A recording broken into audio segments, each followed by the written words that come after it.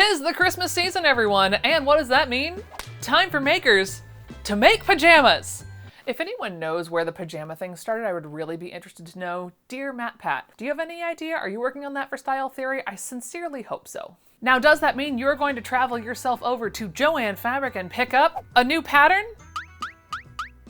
Gee, I really hope it's not this one. Well, I can't say that yet, because that's exactly what we're here to do today. We are going to be looking at this authentic Laura Ashley pattern from McCall's, number 8381. And as always, what do I say on this channel? Do not buy these unless they are on sale for $1.99, because that's how much I paid for this.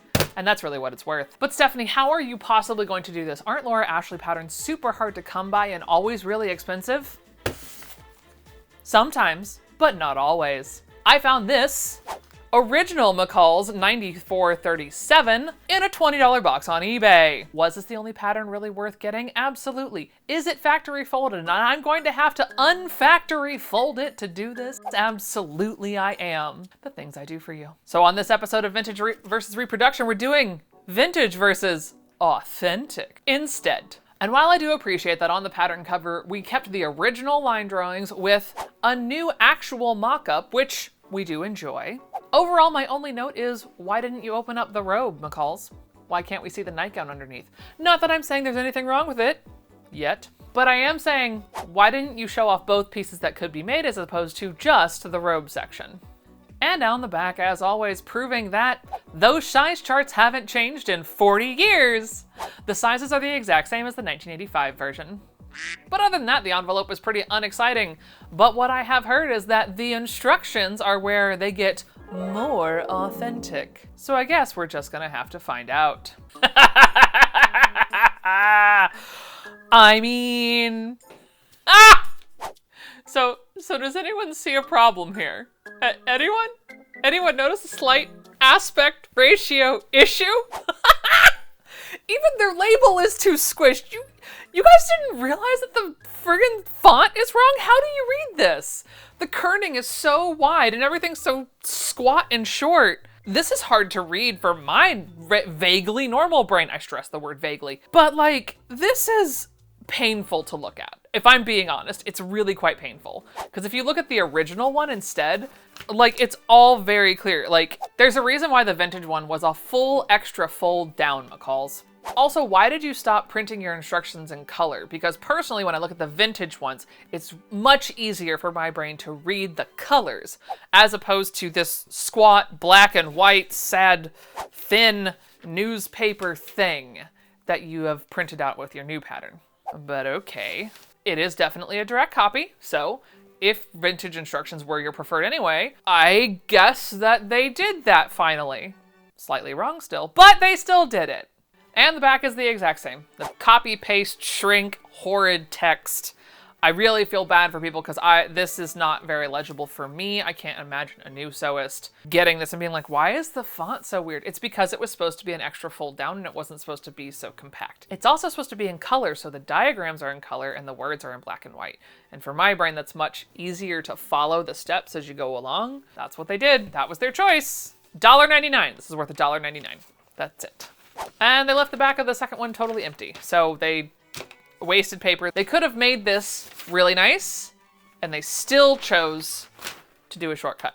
But you are getting the authentic instructions and that is it. So if the original instructions skip something, you're gonna get those original mistakes. The part that frustrates me the most is that at this point would be a really great time on the back of this second page here that is totally blank. They should have included an extra description of pieces that maybe the 1980s pattern skipped over or glossed over in the usual way style. That way it was more accessible because now you've just reprinted the instructions in the most awful way possible and you are not providing the people with the tools that they need to facilitate actually making the garment in 2023 with the knowledge that is currently available. So, not really great. But let's all be real, the instructions are not why we're here. Let's see if the pattern actually holds true to the authentic title as well.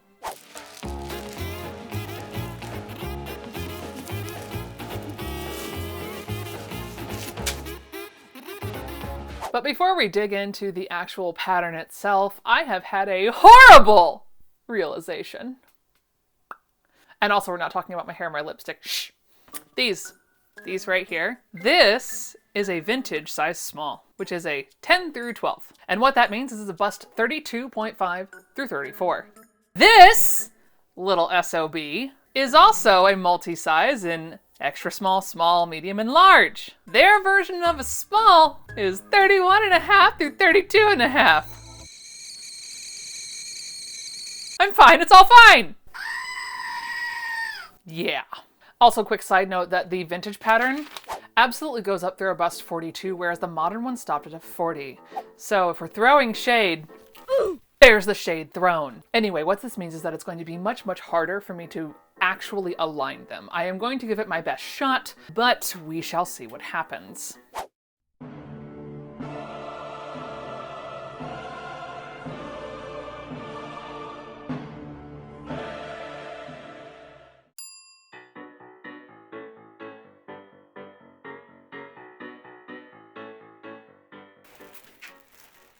Okay, so if we're gonna start judging a garment, let's start with the pocket, because that's how I judge garments in real life. It's a 10 out of 10 if it's got a pocket. If it's not, go back and put one in, stop it. And is it authentic pocket edition? Oh my God, what is that? Oh my God, what is that? Oh my God. Oh my God. Is this going to be the very first time that I can say a pattern is correct? I'm talking millimeters. It's off. Millimeters. This could be really good. I'm cautiously optimistic.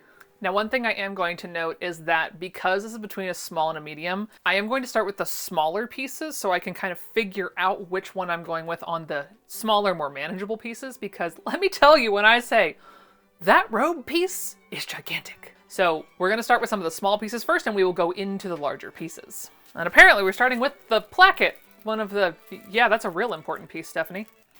It's all right. It's where we're starting. It's fine. So we're going to try a small first. I have the medium standing by in case it's wrong. Let's see. What do we have here?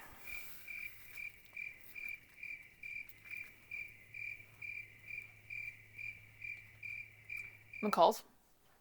McCalls, we need to talk. Because tell me why, when you are listing off your sizes on the back of your own effing envelope, and you make me think that these are going to be different sizes, because they should be. Tell me why the modern small lines up perfectly with the vintage small. Listen, if you would have just left the sizes alone the first time, we wouldn't have this problem. It literally matches perfectly.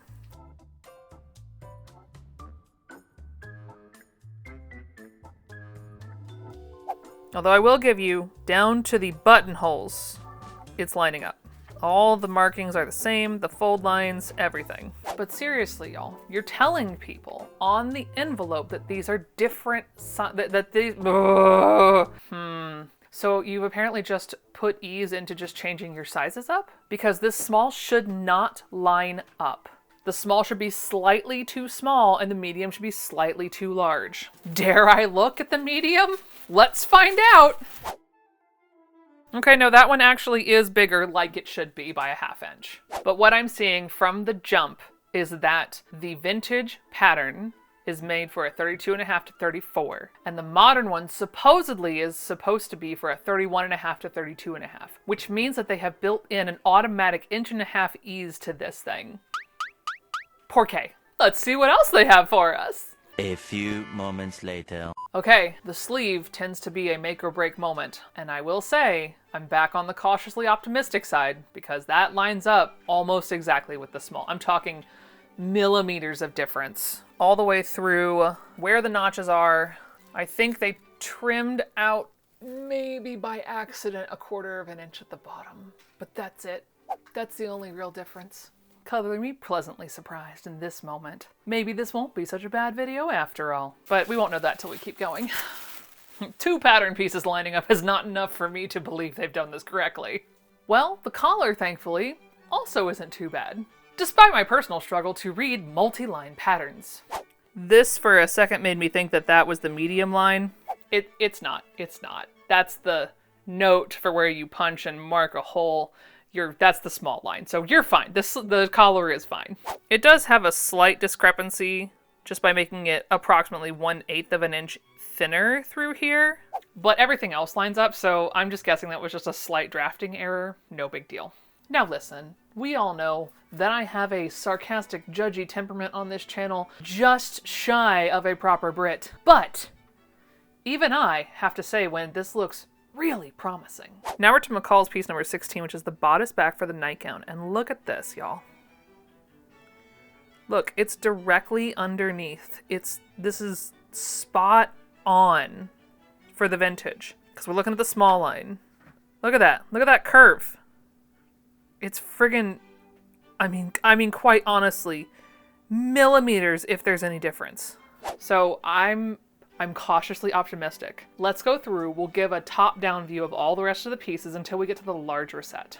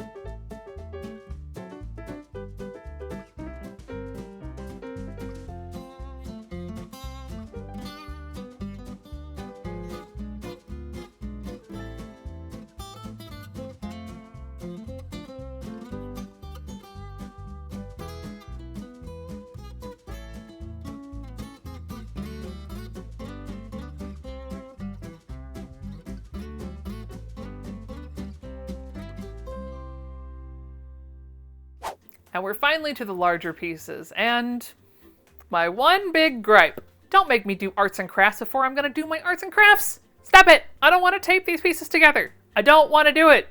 Just make them one thing.